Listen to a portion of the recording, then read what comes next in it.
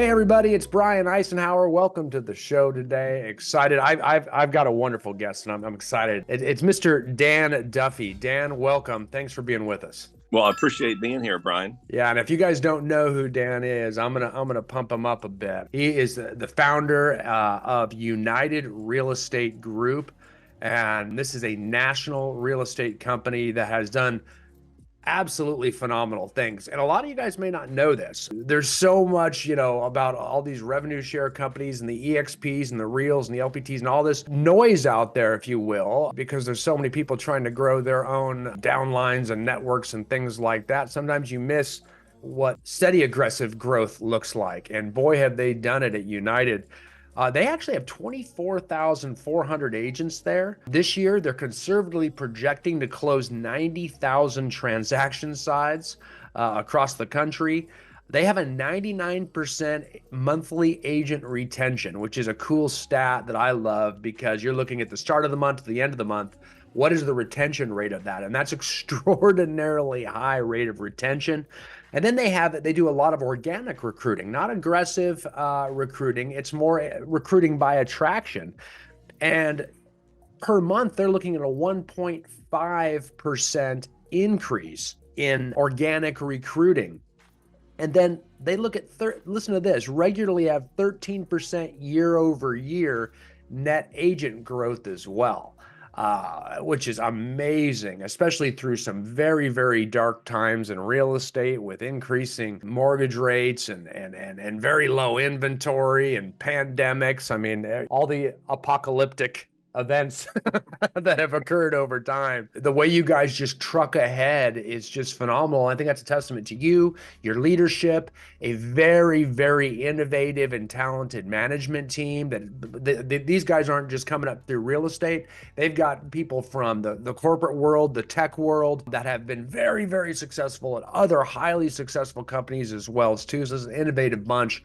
And Dan, if you don't know Dan, he's just phenomenal. That's why he's here, and that's why I want him to talk to you, because no one knows how to grow a healthy, steady, stable real estate brokerage like Dan. I mean, very few have done it and be able to sustain. He's done it on a national brand level. I want him to talk to you about those considerations you should have if you're wanting to start a real estate company. Maybe you have a team and you want to start a brokerage. Maybe you just got your license and you want to work your way into opening your own brokerage. I want to talk about those considerations. What's important, Dan, for these guys to know if they want to start a real estate brokerage? Well, I think it probably is broader than that, Brian. So I've worked with a lot of entrepreneurs over the years in different industry segments, whether it was people doing startups in technology space, services, in and outside of real estate. I used to work as a consultant with Ernst & Young years ago, a strategy consultant for Fortune 100 companies and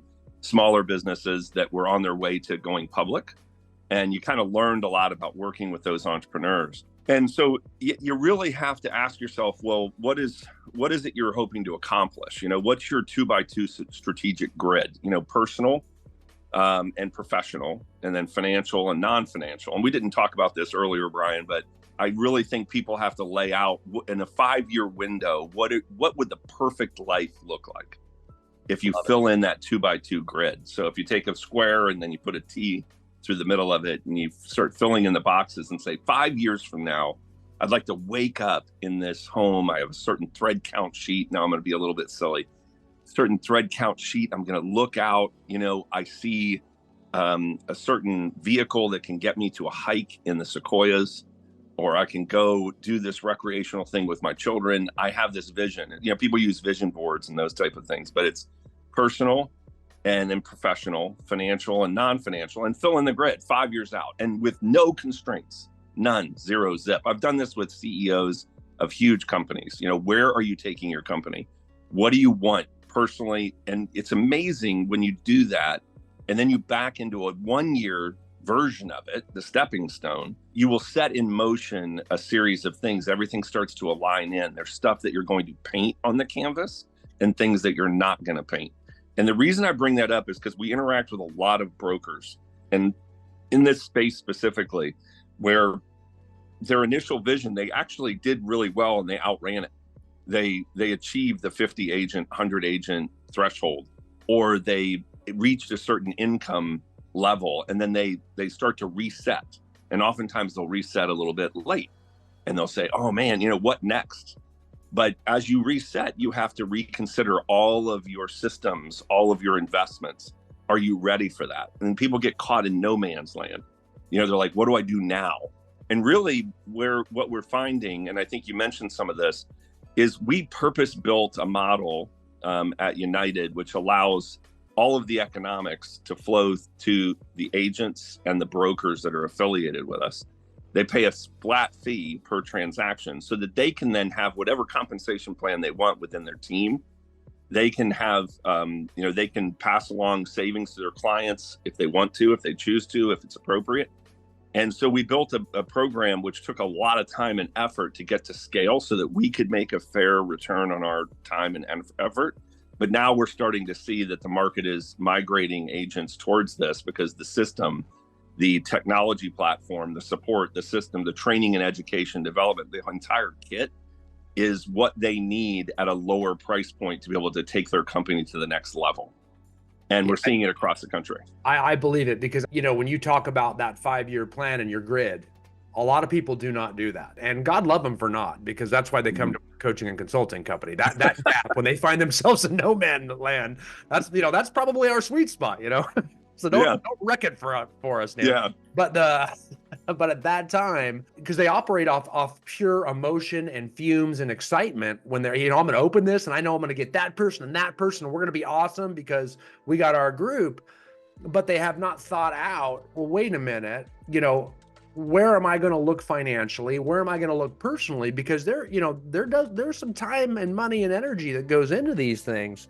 And if you do not have that structured plan, it sure helps to have a lot of help. And I'll tell you, I've opened many brokerages myself over the years, and I certainly wasn't operating off my own model. I can tell you that right now. Never was I operating. Well, and Brian, I think right now, more so than ever right now, the phone is ringing. I mean, in the next 30 days, we'll announce 4 or 5, 80 to 150 agent brokers who built incredible businesses in a different market climate. And their SG&A cost, their leases, they opened a big grand office, or maybe even 2.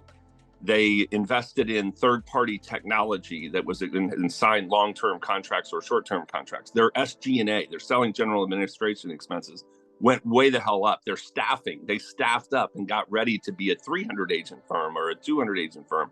And then the music kind of stopped. And they're like, I'm sitting underneath this load. So we have had a lot of people call us, and we're definitely seeing, in addition to the recruiting one person at a time and inviting them to the family, and that's going extremely well, and it's been going extremely well for a while. We're seeing teams and brokerages that are saying, hey, I can still hold on and keep my team, but I can solve some of the problems that I need to unwind some of these expenses to be sensitive to this market.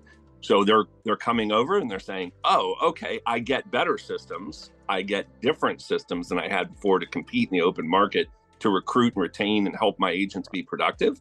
And boy, the activity around that is just insane right now, Brian. And so, but they're still keeping their entrepreneurial venture, but now they're more equipped to actually put gas in the tank and ride around the track faster. I think the entire industry could use some humility. Number one, I'll throw that out there like a big soap opera. I think that there's I really do. I mean, I think there's just a big old cup of humility. And sorry, you were drinking a cup right there, so I shouldn't have said that at the same time. But I'm not talking about you, Dan, but I do think, there is this, this humility what comes with this is as a learning based mindset, right? Where they say, hey, I'm going to follow some sort of model that works. And too often it's this arrogance, I got this, that leads brokers down this winding trail where there is no plan. They haven't looked out 5 years. They haven't done a grid.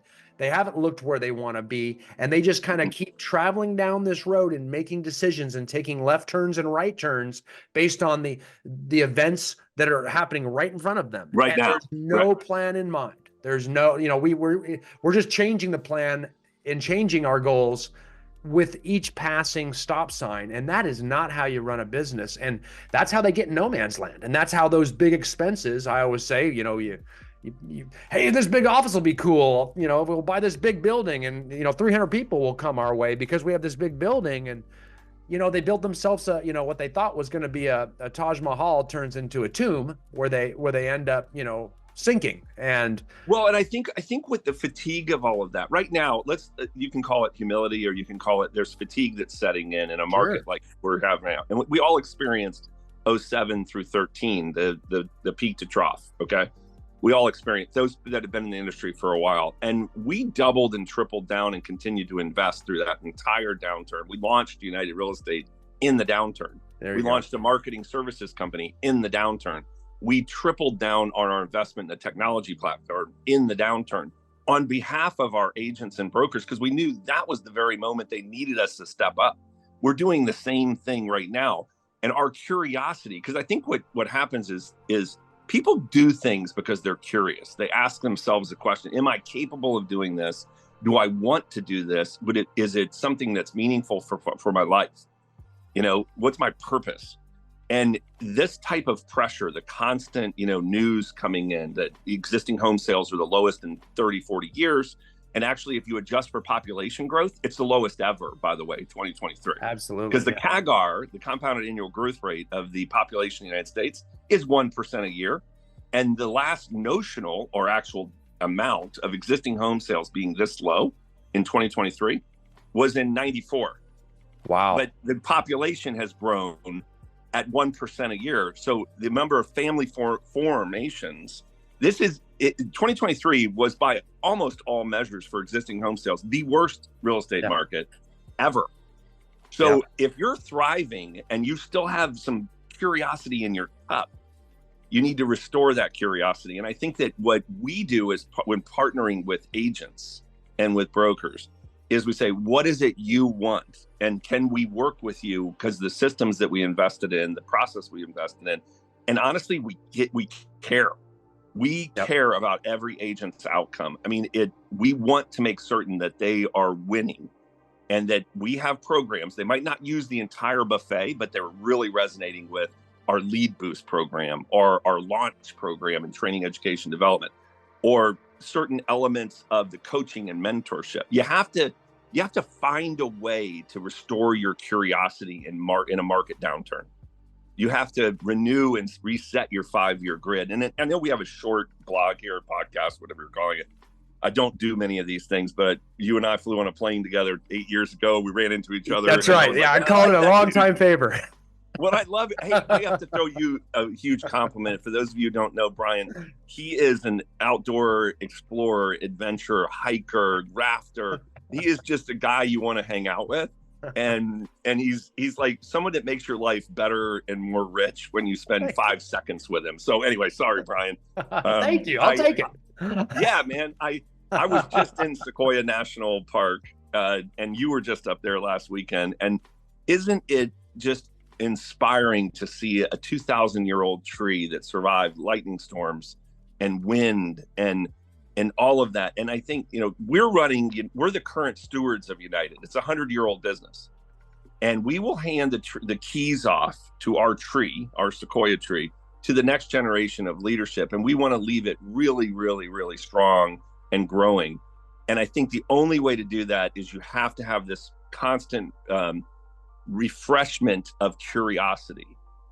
I know it's where everything good starts. It's where every new thing comes from, is first asking, I wonder if, and it sounds, look, I have a finance degree. I have all these other degrees and all that stuff. And I can do spreadsheets like from here to there.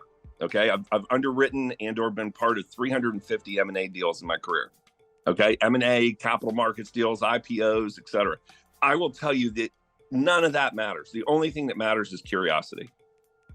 Are you curious, and what is it that be careful what you're curious about, because you will get it, but be curious, reset your 2x2 grid, look out 5 years and paint the perfect life for yourself. And I'm saying perfect. And you're like, God, no idea how I can get there. And then do a 1-year version of it. That exercise is so beautiful. And then you're like, and oftentimes whenever I reset my five-year grid, I end up achieving it in like 2. I've done it 10 times in my life. I mean, United is a byproduct of a 2x2 grid: personal, professional, financial, non-financial. What do I want to build? What do I want to be part of? What team is necessary to execute on that? That's what I think agents have to do for themselves. Brokers have to do for themselves. And then it guides you. It gives you that inspiration in the morning. It gets you out of bed. It helps you motivate towards that desired outcome. I love it, man. I love it. That's just amazing advice for all of us too. I mean, you got me, as always, every time I talk to you, I start thinking more and I learn stuff and you pique, and my curiosity gets going. And I mean, I started drawing a grid when you were talking. You know? Yeah. Like, what is happening? Dan's in my head, but pretty awesome, man. Thank you so much for taking this You're time. welcome. In the midst of all the amazing stuff you're doing, I really appreciate it. My group of you appreciate it. So take care, my friend. I can't wait to talk to you again in the future. Everyone, thanks for being here. We'll see you next time.